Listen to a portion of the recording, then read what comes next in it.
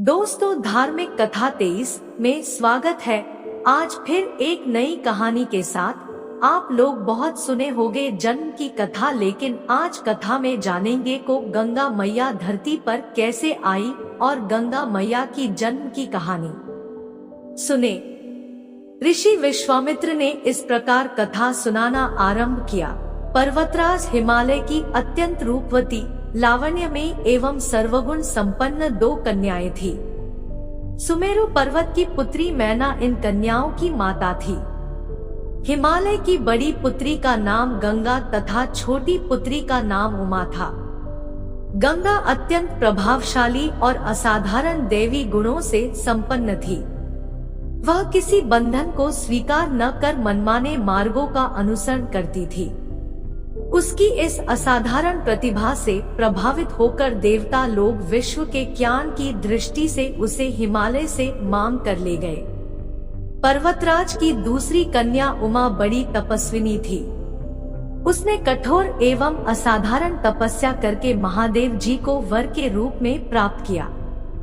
विश्वामित्र के इतना कहने पर राम ने कहा, गे भगवन, जब गंगा को देवता लोग सुरलोक ले गए तो वह पृथ्वी पर कैसे अवतरित हुई और गंगा को त्रिपथगा क्यों कहते हैं? इस पर ऋषि विश्वामित्र ने बताया, महादेव जी का विवाह तो उमा के साथ हो गया था, किंतु 100 वर्ष तक भी उनके किसी संतान की उत्पत्ति नहीं हुई।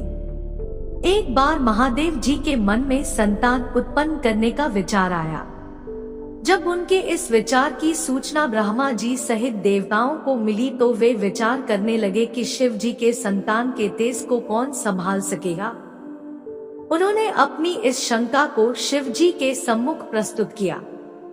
उनके कहने पर अग्नि ने यह भार ग्रहण किया और परिणाम स्वरूप अग्नि के समान महान तेजस्वी स्वामी कार्तिकेय का जन्म हुआ।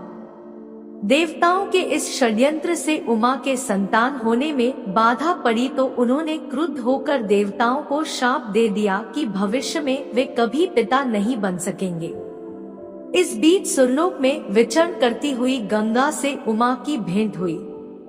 गंगा ने उमा से कहा कि मुझे सुरलोक में विचरण करत हुए बहुत दिन हो गए हैं। मेरी इच्छा है कि मैं अपनी मातृभूमि पृथ्वी पर विचरण करूं।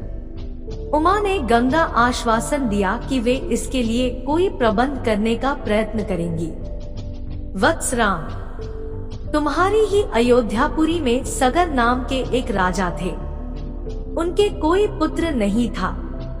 सगर की पटरानी केशिनी विदर्भ प्रांत के राजा की पुत्री थी। केशिनी सुंदर, धर्मात्मा और सत्यप्रायण थी।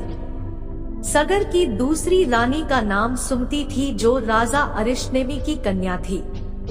दोनों रानियों को लेकर महाराज सगर हिमालय के भृगुप्रस्रवण नामक प्रांत में जाकर पुत्र प्राप्ति के लिए तपस्या करने लगे। उनकी तपस्या से प्रसन्न होकर महर्षि भृगु ने उन्हें वर दिया कि तुम्हें बहुत से पुत्रों की प्राप्ति होगी। दोनों रानियों में से एक का केवल एक ही पुत्र होगा जो कि वंश को बढ़ाएगा और दूसरी के 60,000 पुत्र होंगे। कौन सी रानी कितने पुत्र चाहती है, इसका निर्णय वे स्वयं आपस में मिलकर कर ले। केशिनी ने वंश को बढ़ाने वाले एक पुत्र की कामना की और गरुड़ की बहन सुमति ने 60,000 बलवान पुत्रों की। उचित समय पर रानी केशिनी ने असमंजस नामक पुत्र को जन्म दिया। रानी सुमति के गर्भ से एक तूंबा निकल जिसे फोड़ने पर छोटे छोटे 60,000 पुत्र निकले। उन सबका पालन पोषण घी के घड़ों में रखकर किया गया। कालचक्र बीतता गया और सभी राजकुमार युवा हो गए।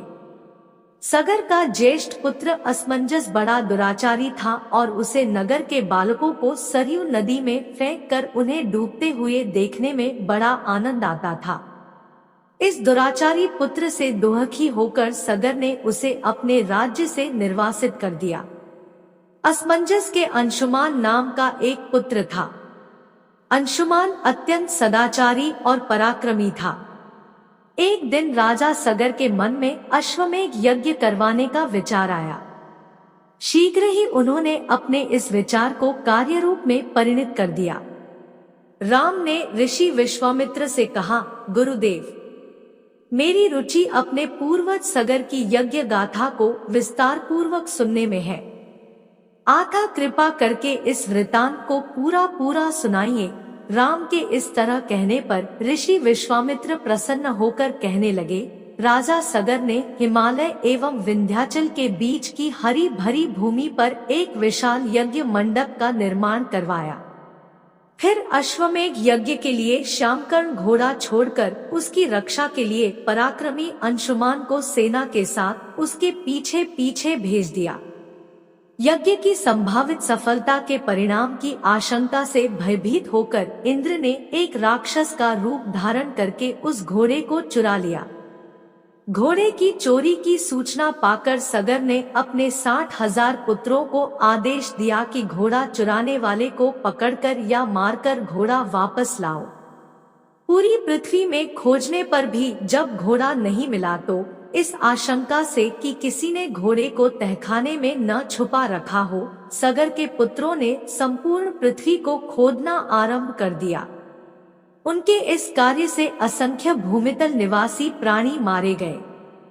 खोदते खोदते वे पाताल तक जा पहुँचे।